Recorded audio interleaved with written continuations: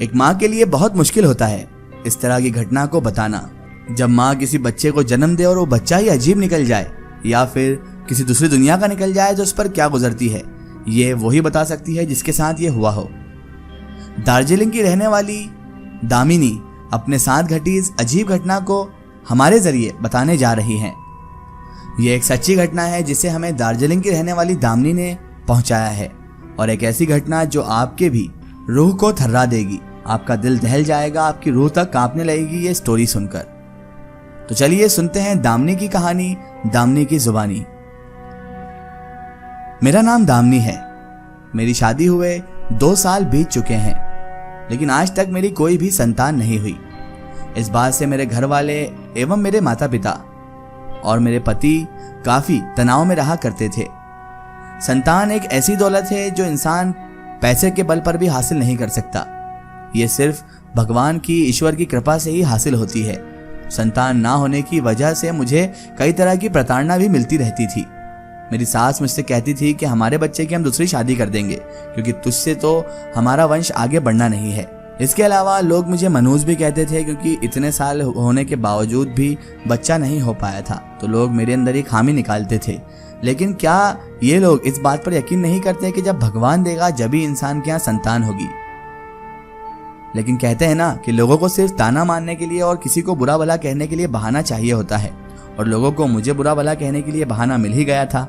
वो मुझे बांझ और मुझे काफी ताने मारते थे और कहते थे तुझे संतान नहीं होती है, शायद तू पवित्र ही नहीं है।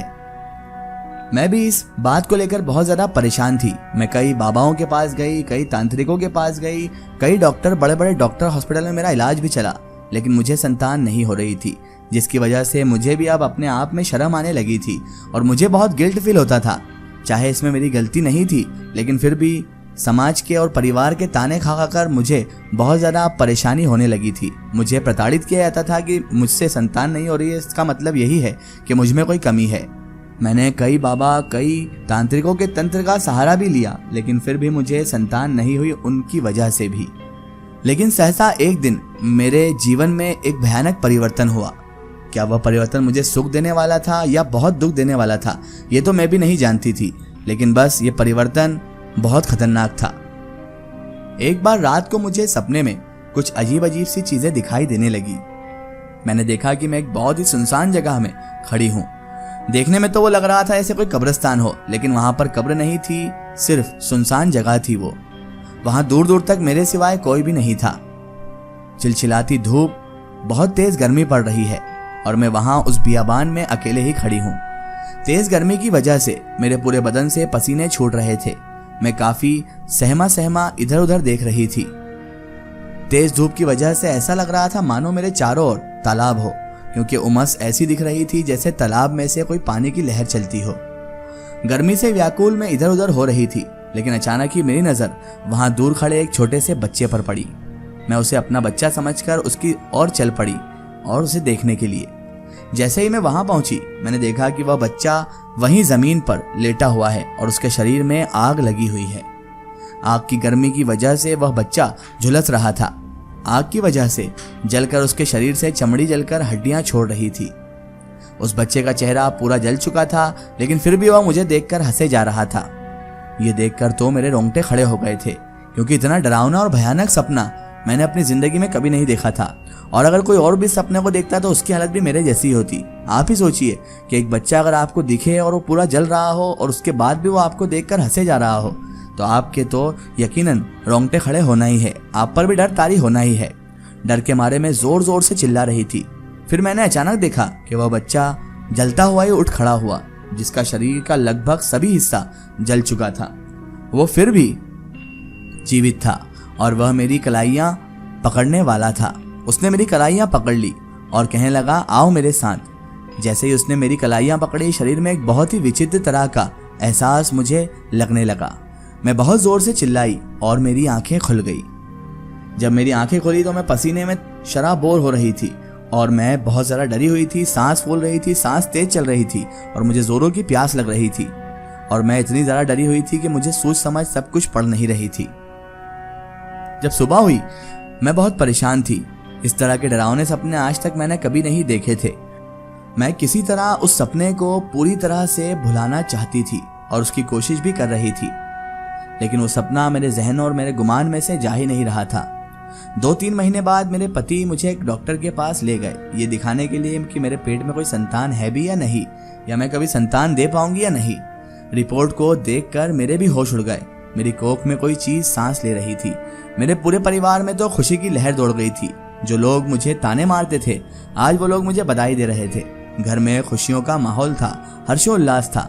हर कोई एक दूसरे को बधाई दे रहा था और सबको खुशी थी कि अब हमारा वंश आगे बढ़ेगा।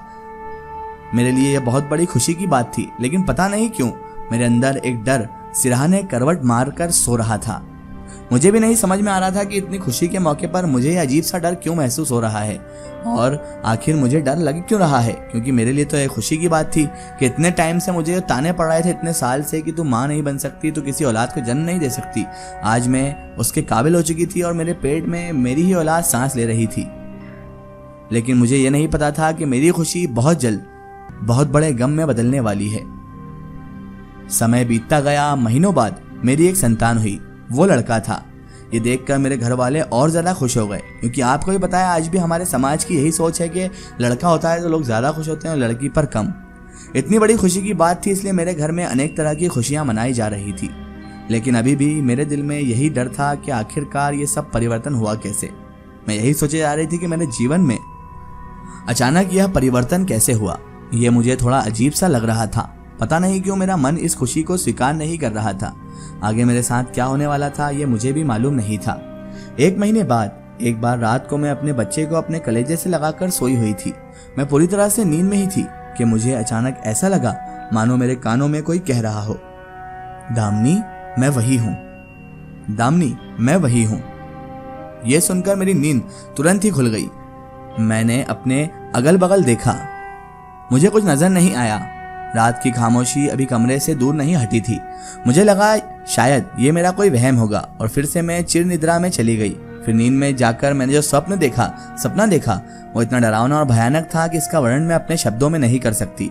मैंने देखा कि मेरा बच्चा मेरे सीने से लगकर सोया हुआ है और अचानक ही मैंने देखा कि वो बच्चा अपने दोनों हाथ से मेरी कोख को चीरे जा रहा है। उसके हाथ के नाखून पहले जैसे बिल्कुल भी नहीं थे, वे बेहद लंबे और नुकीले थे। लाल आंखें, डरावना चेहरा, मेरे पूरे बदन को वो चीरे जा रहा था। मैं दर्द से छटपटा रही थी। मुझे ऐसा लग रहा था मानो मेरे कोख से कोई पिशाच जन्म लिया हो। मैं अपने बचाव के लिए अपने ही बच्चे का गला दबाने लगी और अचानक मेरी नींद खुल गई। और इसके बाद मैंने जो देखा, मैं नहीं रही। मेरा पूरा जीवन तबाह हो गया। जैसे ही मेरी नजर मेरे बच्चे पर पड़ी, वो मर चुका था। ये देखकर मैं जोर जोर से रोने लगी। मेरे परिवार वाले वहां जुट गए और मुझसे लगातार सवाल पर सवाल करने लगे। और इसके बाद मेरे साथ क्या हुआ मैं इस कहानी में आपको इससे ज्यादा नहीं बता सकती। मैं खुद भी हैरान थी कि मैं तो अपने बच्चे को अपने साथ लेकर सोई हुई थी, वह मर कैसे गया। बाद में मुझे यह ख्याल आया उस स्वप्न के बारे में। मैंने जिस बच्चे का गला दबाया था, क्या वो मेरा ही बच्चा था? पर यह कैसे हो सकता है? सपना आखिर सच कैसे हो सकता है? बाद में जब मैं एक तांत्रिक के पास गई तो उसने मुझे बताया कि ये एक जिन्नाती बच्चा था जो तुम्हारी कोख में उस सपने की वजह से आ गया था। जो तुमने वो सपना देखा था वो और कोई नहीं बल्कि एक जिन्नात था जिसने तुम्हारी कोख में इसे भेज दिया था। दोस्तों, अगर आप भी अपनी जिंदगी की कोई सच्ची कहानी या सच्ची घटना हमारे चैनल से शेयर करवाना चाहते हैं और आप चाहते हैं कि आपकी स्टोरी भी माय स्टोरी बुक चैनल से शेयर हो, तो आप हमें हमारे फेसबुक पेज पर कांटेक्ट कर सकते हैं और अपनी स्टोरी वहां पर हमें बता सकते हैं।